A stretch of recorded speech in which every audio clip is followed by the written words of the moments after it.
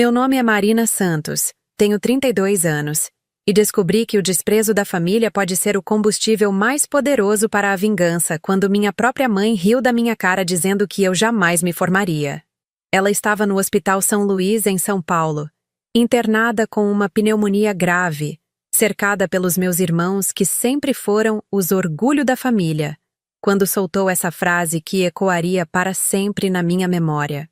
O que ela não sabia é que sua filha rejeitada, aquela que expulsou de casa aos 18 anos, estava prestes a entrar naquele mesmo quarto, 016.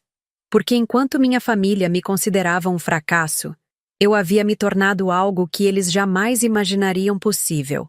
E quando aquela porta se abriu, e o médico disse as palavras que mudariam tudo para sempre, o riso da minha mãe morreu na garganta dela.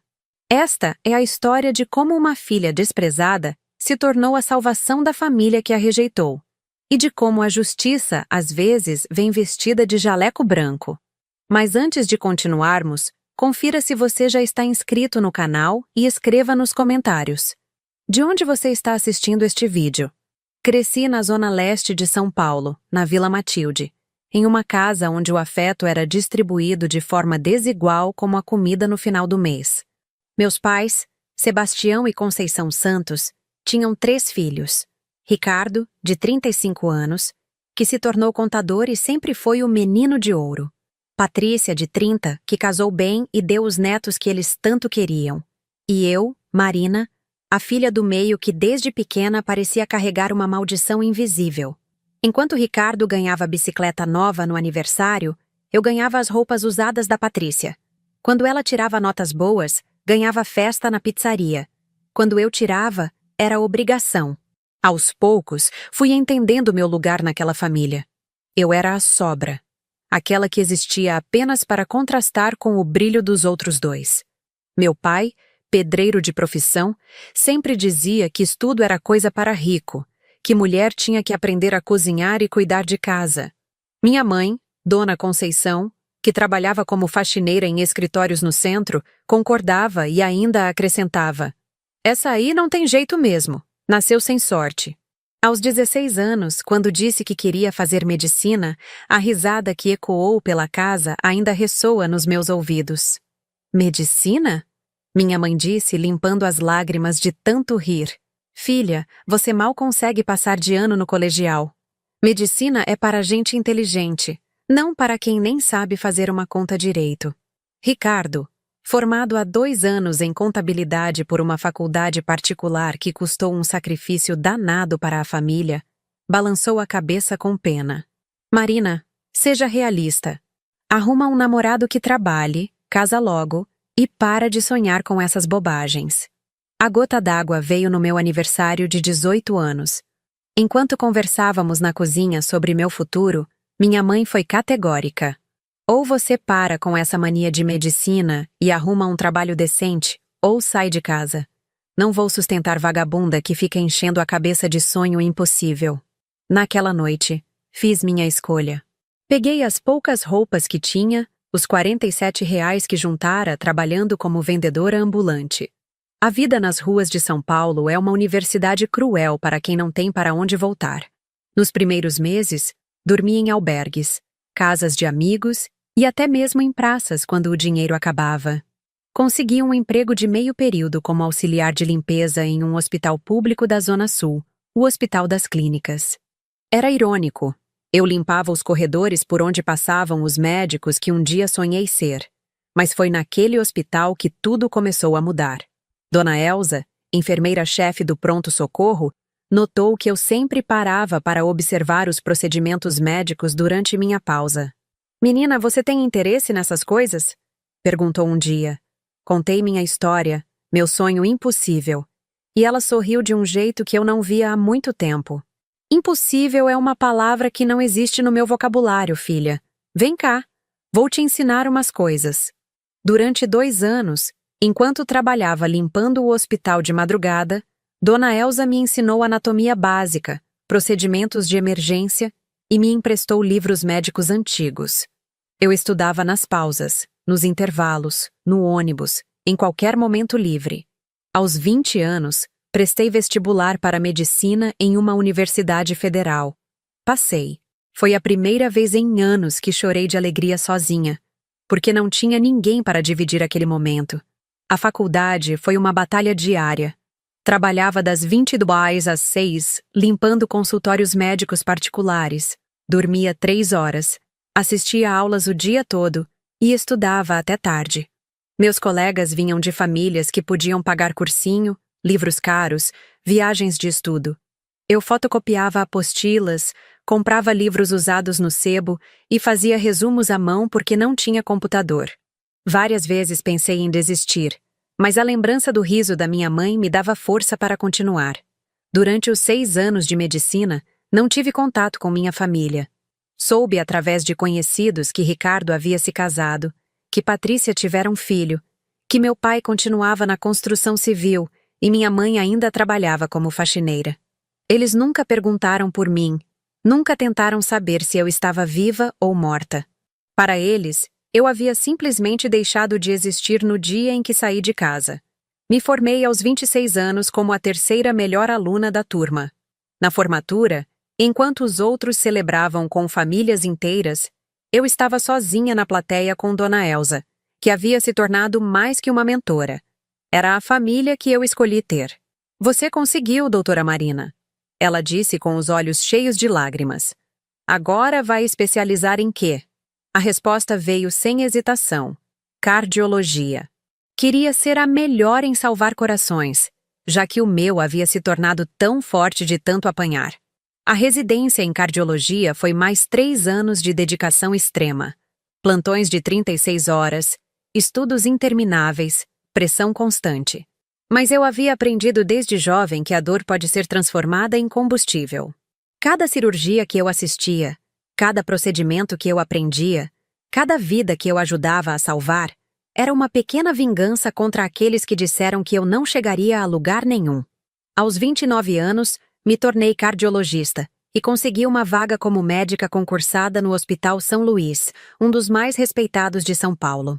Era o mesmo hospital onde minha mãe fazia faxina nos escritórios administrativos, mas ela trabalhava no período da manhã e eu fazia plantões noturnos, então nossos caminhos nunca se cruzaram. Por 3 anos, trabalhamos no mesmo prédio sem que ela soubesse que sua filha fracassada estava salvando vidas a poucos metros de distância. Construí uma reputação sólida. Meus colegas me respeitavam, meus pacientes confiavam em mim e eu finalmente tinha a vida estável que sempre sonhei. Morava em um apartamento pequeno, mas meu, na Liberdade. Tinha um carro usado, mas que me levava onde eu precisava. Não era rica, mas era independente. E mais importante, era respeitada profissionalmente. Durante todos esses anos, às vezes me pegava pensando na minha família. Será que eles sabiam onde eu estava? Será que sentiam minha falta? Mas sempre que a saudade apertava, eu lembrava das palavras da minha mãe. Essa aí não tem jeito mesmo. E a raiva voltava, me dando força para continuar provando que ela estava errada. Era uma quinta-feira chuvosa de junho quando recebi a ligação que mudaria tudo. Eu estava terminando meu plantão no pronto-socorro quando meu telefone tocou. Do outro lado da linha, uma voz que eu não ouvia há 14 anos. Marina, é a Patrícia, sua irmã. Meu coração acelerou. A mãe está internada no São Luís com pneumonia grave. Ela está mal. Você pode vir? Por um momento, fiquei em silêncio. 14 anos sem um telefonema, sem um feliz aniversário, sem um como você está. E agora, quando precisavam, se lembraram de que eu existia. Como vocês conseguiram meu número? Perguntei, tentando manter a voz firme. Foi difícil, ela admitiu. Perguntamos para alguns conhecidos até que alguém disse que você trabalhava em hospital. Ligamos para vários até te encontrar. Subi até o 5º andar, onde ficava a enfermaria de pneumologia. Minha mãe estava no quarto 507, entubada, em estado grave. Ricardo estava lá, mais grisalho, mais gordo, usando um terno que devia ser caro. Patrícia estava ao lado da cama, segurando a mão da minha mãe, e parecia mais velha do que eu esperava. Eles me olharam como se estivessem vendo um fantasma. Marina. Ricardo se levantou constrangido. Obrigado por ter vindo. Eu me aproximei da cama e observei minha mãe. Aos 65 anos, Conceição Santos parecia frágil, muito diferente da mulher autoritária que eu conheci. O que os médicos disseram? Perguntei, assumindo automaticamente meu papel profissional. Que é grave. Patrícia respondeu. Pneumonia bilateral, ela não está respondendo aos antibióticos. Eles disseram que pode não resistir. Foi quando a porta se abriu e entrou o Dr. Carvalho, o pneumologista responsável pelo caso. Ele me cumprimentou com um aceno. Oi, Marina. Você conhece a paciente? Meus irmãos me olharam confusos. É minha mãe. Respondi simplesmente. Ah, então você já sabe da gravidade do quadro. Estamos fazendo tudo o que podemos, mas... Ele balançou a cabeça, indicando que as chances não eram boas. Naquela noite, enquanto meus irmãos foram para casa descansar, eu fiquei no hospital. Não conseguia ir embora. Não conseguia abandonar minha mãe, mesmo depois de tudo que havia passado. Estava na sala de espera quando ouvi vozes conhecidas vindo do corredor. Era Ricardo falando ao telefone. Não sei o que a Marina faz da vida. Apareceu aqui toda arrumadinha, mas deve estar desempregada como sempre. Nem perguntou sobre dinheiro para o tratamento particular. Patrícia completou. Ela sempre foi estranha. Lembra quando dizia que ia ser médica? A mãe ria tanto dessa palhaçada. Pelo menos agora ela cresceu e parou com essas fantasias. Ricardo riu. Medicina! Como se fosse possível. Ela mal conseguia passar de ano no colegial. Deve estar trabalhando em algum escritório por aí. Talvez como recepcionista. Pelo menos não veio pedir dinheiro emprestado. Eu estava ali, a poucos metros deles, ouvindo como ainda me viam. A irmã fracassada, a filha sem futuro, a decepção da família. 14 anos depois, nada havia mudado na cabeça deles. Eu ainda era a Marina sem jeito, sem sorte, sem perspectiva. Se ao menos soubessem que estava ali como funcionária do hospital onde eles não tinham nem condições de pagar uma consulta particular. Na manhã seguinte, minha mãe acordou. Estava lúcida, embora ainda entubada. Patrícia e Ricardo chegaram cedo e ficaram ao redor da cama, conversando sobre trabalho, sobre os filhos, sobre tudo o que havia acontecido nos últimos anos. Quando minha mãe me viu, seus olhos se arregalaram. Fiz sinal para que ela não se agitasse, que estava tudo bem. Mas no fundo dos olhos dela, eu vi a mesma expressão de sempre. Desapontamento. Dr. Carvalho entrou para a avaliação matinal e, depois de examinar minha mãe, se dirigiu a nós. O quadro dela é mais complicado do que pensávamos. Vai precisar de um procedimento cardíaco de emergência. Parece que a infecção afetou o coração.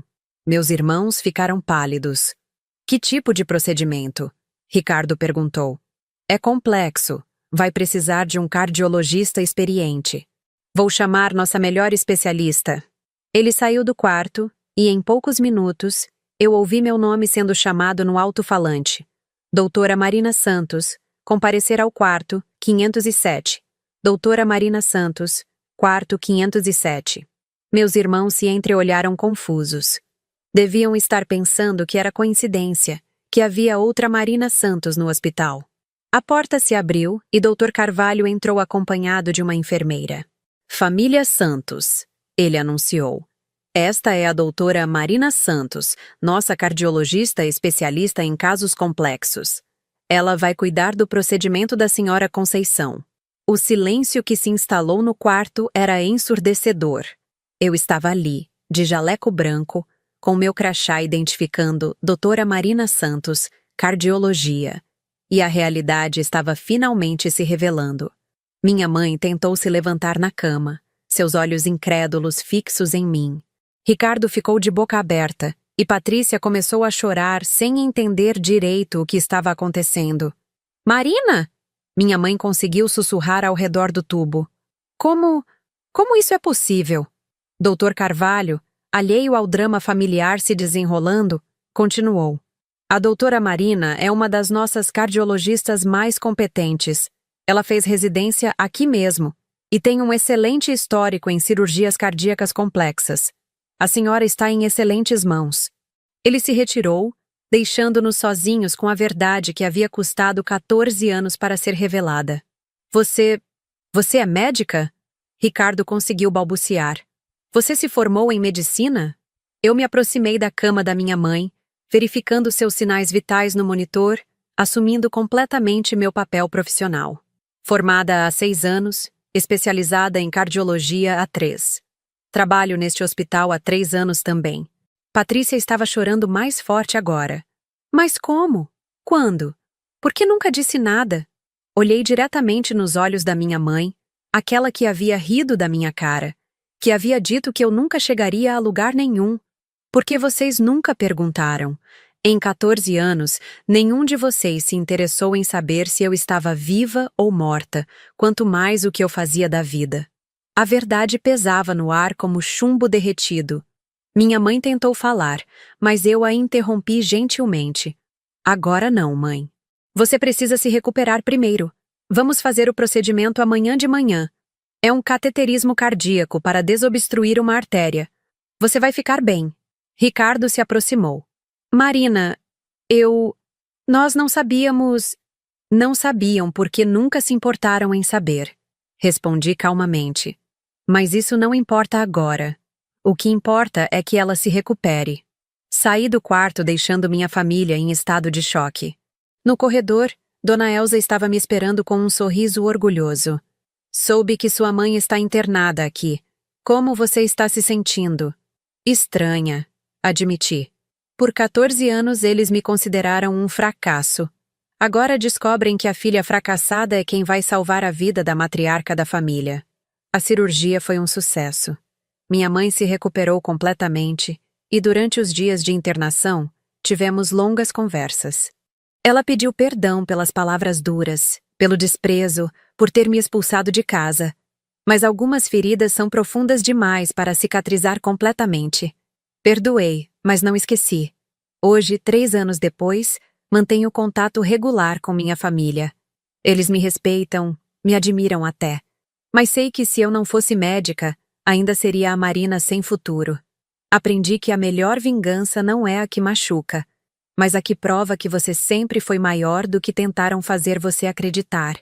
Cada vida que eu salvo, cada cirurgia bem-sucedida, cada paciente que vai para casa curado é minha resposta silenciosa para todos que duvidaram de mim.